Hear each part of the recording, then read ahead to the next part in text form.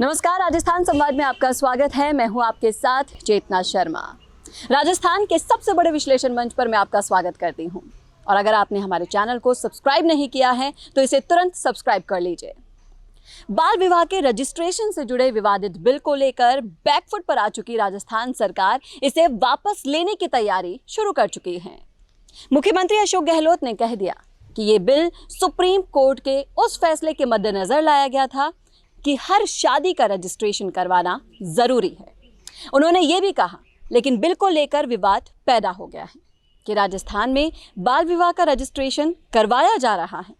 हम राज्यपाल से आग्रह करेंगे कि वो सरकार को बिल वापस भेज दें। जी हाँ, 17 सितंबर को राजस्थान विधानसभा में शादियों का अनिवार्य रजिस्ट्रेशन संशोधन बिल को पारित किया गया था। इसमें बाल विवाह के रजिस्ट्रेशन को भी प्रावधान है। बीजेपी ने इसके खिलाफ विधानसभा से वॉकआउट कर दिया था। राज्यपाल कलराज मिश्र ने भी इसको मंजूरी नहीं दी थी और पिछले सप्ताह से ही इसे रोक कर रखा गया है। वहीं इसके खिलाफ सुप्रीम कोर्ट में भी याचिका दायर कर दी गई है। मुख्यमंत्री गहलोत ने अंतर्राष्ट्रीय बालिका दिवस पर हुए वर्चुअल समारोह में कहा कि विधानसभा में हाल ही में पारित राजस्थान अनिवार्य विवाह पंजीकरण संशोधन विधेयक 2021 पर कानूनविदों से सलाह ली जाएगी और सुझाव के बाद जरूरत पड़ने पर उसे आगे बढ़ाने के संबंध में फैसला भी लिया जाएगा।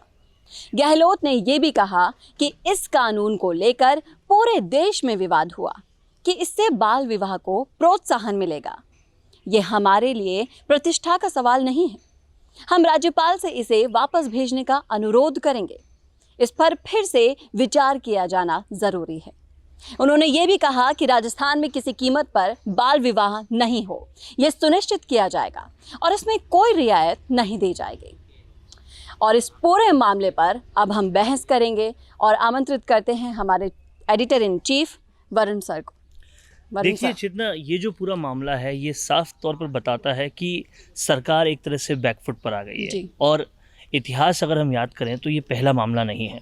इससे पहले जब बीजेपी सरकार थी उन्होंने भी एक ऐसा ही विधेयक पारित करने की पूरी कोशिश की थी जिसमें किसी भी भ्रष्ट अधिकारी के खिलाफ अगर कोई भी मीडिया रिपोर्ट चलानी है या कोई कोर्ट में जजमेंट करना है तो उससे पहले सरकार को पूछना पड़ता। उसे काला कानून का भी नाम दिया गया था। लेकिन जब उसका भरसक विरोध हुआ तो सरकार को उस कानून को वापस लेना पड़ा और तब भी सरकार के कुछ ऐसे ही शब्द थे जैसे आज राजस्थान सरकार के दिखाई दे रहे हैं। लेकिन कहा जाता है कि उसी कानून की वजह से कहीं ना कहीं बीजेपी सरकार को जो वापस जाना पड़ा उसमें वो कानून भी एक वजह था। तो ऐसे में बाल विवाह जैसा कानून, उसको रजिस्टर करने की जो बात कही गई थी उसको वापस लेना बहुत ज़रूरी हो गया था। और ये करना साफ तौर पे बताता है कि गहलोत सरकार पूरी तरह से बैकफुट पर आ गई है। और बैकफुट पर आने के साथ साथ हालांकि ये एक अच्छा कदम है कि वापस ले लिया, बट ये साफ तौर पे दर्शाता है कि सरकार पहले कहीं गलत थी। क्योंकि अगर वो गलत नहीं होती तो ये वापस नहीं लिया जाता। और अब जब सरकार ने अपनी, इसे एक तरह से सरकार की गलती मानना ही कहेंगे, वो जब गलती मान ली है तो जाहिर तौर पर ये कहा जाएगा कि बहुत सारी जो नाकामियां हैं उसकी फहरिस्त में ये भी एक चीज़ ऐड हो गई है। क्योंकि नाकामियों की अगर बात करें तो आज तक पूर्ण कर्ज माफ़ी हो नहीं पाया जिसके बिना पर ये सरकार बनी थी। आज तक बेरोज़गारों को भत्ता नहीं मिल पाया और अब ऐसे कानून भी निकाले जा रहे थे। और बेरोज़गारों की और क्या हालत है, उनकी क्या चीज़ें चल रही है, रीट भर्ती परीक्षा, ऐसी कई सारी नाकामियां ऐड ऑन होती जा रही थी जिसमें एक और ये बिल भी ऐड ऑन हो गया था।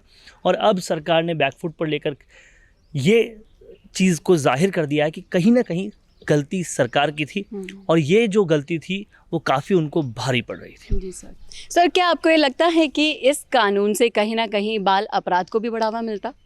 जाहिर तौर पर बाल अपराध को भी बढ़ावा मिलता और कहीं ना कहीं जिस तरह से ये जो कुप्रथा थी वो कुप्रथा हमने देखा है राजस्थान के कई इलाके हैं जो बहुत पिछड़े हैं और उन पिछड़े इलाकों से बहुत लोग जो हैं वो बाल विवाह करते हैं, आज भी करते हैं। आखा तीज पर होता है, बहुत कुछ होता है। और ये चीज़ जब और बढ़ जाती तो जाहिर तौर पर राजस्थान 20 साल और पीछे चला जाता।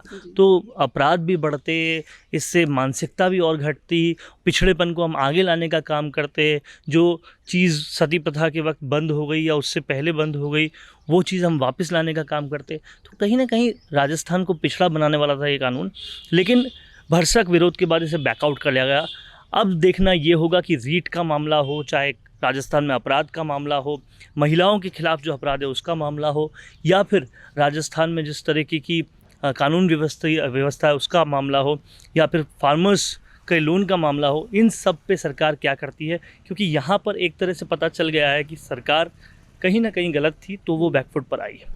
जी बिल्कुल, और कहीं ना कहीं कांग्रेस के हालात अभी बद से बदतर चल रहे हैं और राजस्थान में जनता का जो विश्वास वो जो छूट गया है उसे वापस लेने की ये कोशिश भर है।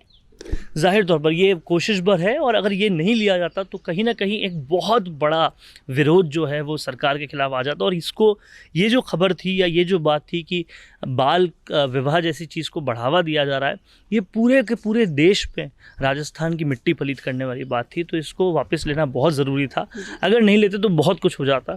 पर कहीं ना कहीं सरकार ने ये दिखा दिया कि वो गलत कर रही थी, इसलिए गलती सही करने का काम किया है।